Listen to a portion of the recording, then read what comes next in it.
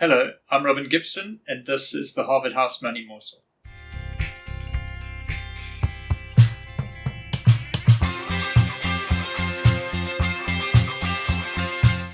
Welcome back. Thank you for joining us again. Don't forget to like and subscribe. Click the bell so you get a notification of when we're releasing a new video. I'm sitting today with Michael Porter. Hello, Michael. Hello, Robin. So, Michael, we've just been on our trip around the country with Willie on giving people updates. But over the course of the weekend, a few interesting things have happening. So I wanted to talk to you a little bit about some of what you're seeing on the ground. But there was some interesting news out today, both on the electricity front and the consumer front, wasn't there? Yeah, Robin, there was. Not the lead story in Business Day, but one of the lead stories in Business Day this morning was a report out. Sorry, now the name of the people who authored the report escapes me, but they do a lot of consulting on the energy space and sort of look at all the renewable projects that are in the line and in the pipeline and things. And they put out a report saying that we're going to have load shedding in January again. Wow, so okay. yeah, exactly. We haven't had load shedding. What stage? Please don't. They were just talking about stage one. So okay, yeah, nothing more than that. But listen, there's no doubt that there's a lot of good news and there's a lot of optimism around the country because of no load shedding. Yes. So if you did have a resumption of load shedding, even if it was quite at low stages, I think that would dent the confidence quite a bit in the country, Anyway, their whole report was really based on the fact that, Business Day just had the highlights. I haven't seen the whole report, but looking at when every Eskom power station is going to be decommissioned and, the supply demand and things like that. Yes. And so, listen, they've got probably a lot more insights than a lot of us have. So I'm not sitting here questioning their insight, but it did make me go and update all my Eskom stats because I haven't done it for a while. There's been no need to. And I think what's interesting, Robin, is that EAF, the energy availability factor that we sort of look at, it sort of peaked at about, we do a sort of 4-week moving average just to smooth the data out a little bit. It kind of peaked at about 68% in April, May, June time, and it's now down at about 62%. So it has come off a little bit, which is, I suppose, not necessarily the trend you want to see. What I found quite interesting, though, was that the planned maintenance, what Eskom is actually planning to do in taking things offline. Remember that, one of the units at Kuburg is still offline. Yes. While they do repairs there. But the planned maintenance has gone from 8 or 9% in June up to 17.5% now. Okay. The unplanned maintenance, which is all the breakdowns that happen because they're not doing things, has been pretty consistent at about 20-22% for the last 6 or 7 months. Okay. So to me, that's actually quite encouraging. If the unplanned maintenance was ratcheting up, the unplanned breakdowns was ratcheting up again, then you think, these guys are losing the grip again. But if they're doing more of the planned maintenance, then, and going into December, they often do ramp up the maintenance when demand is a little bit low. So, listen, I'm not, we can't say it's not going to happen. Only Eskom sort of ultimately know that. Yeah. But it would certainly dent the mood in this country if it did happen. But I take comfort from the fact that the unplanned breakdowns have been pretty consistent. That stat doesn't appear to be deteriorating on the face of it of what we can glean at this stage. So, I think it's just something we're going to have to watch quite closely. Yeah.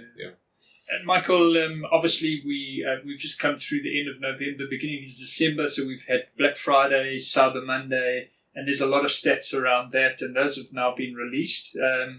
It's been a booming time for retailers, hasn't it? Yeah, spend. Mm-hmm. Yeah, I mean, there's talk out that sort of, I'm not sure the exact period, but generally Black Friday sales have been sort of 30 billion rand or so. Yeah. And we've been saying this for quite a long time, Robin, that low interest rates, obviously the two-pot system, a little bit more confidence. There is a little bit of job creation, although it's not massive, but it's sort of coming through and consumers are starting to feel a little bit more upbeat, And so, 30 billion is a lot of money to be injected over that short period of time.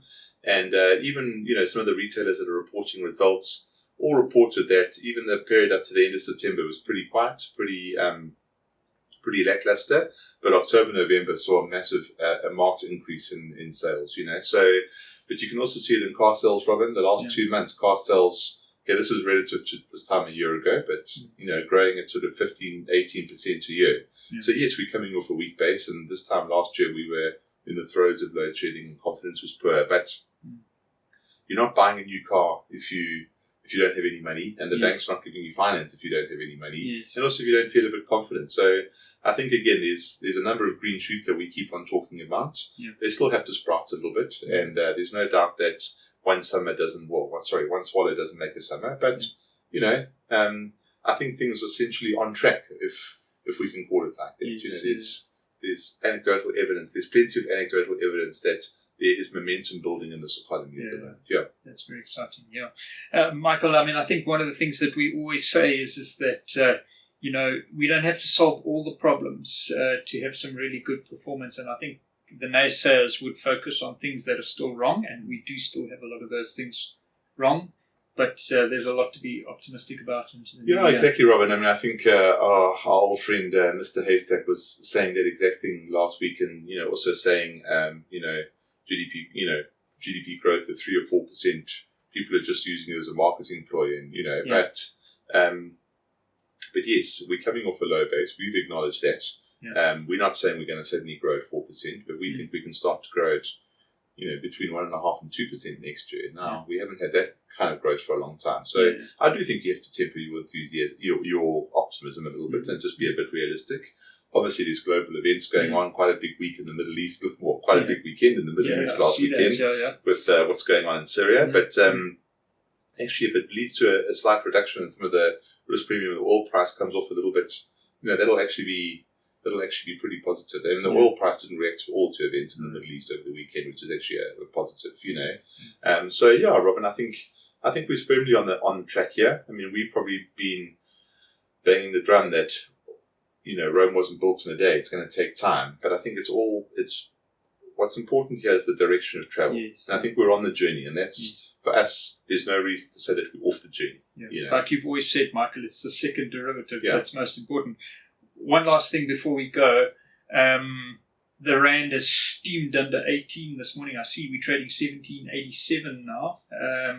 That's good news too. Yeah, Robin, I was actually just looking at Philly's presentation last week, and straight after the GNU was formed, the rand sort of went all the way to 18, and that's when in the chart. That was the latest data we had at that time. Since then, the rand's almost gone all the way to 17 and back to 18.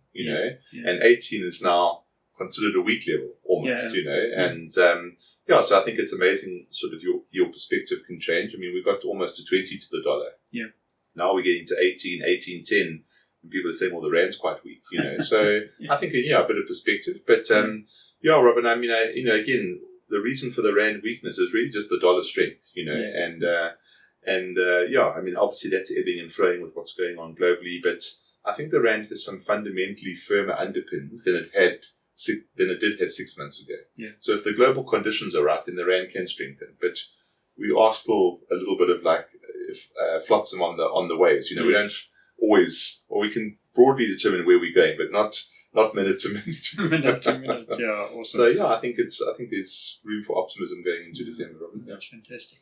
Well, Michael, thanks for that. As you can see, we're in the Christmas spirit here. Next week will probably be our last money morsel until the new year. Michael, thanks for joining us. Thanks for all your input over this year. We'll catch you next time. Bye-bye.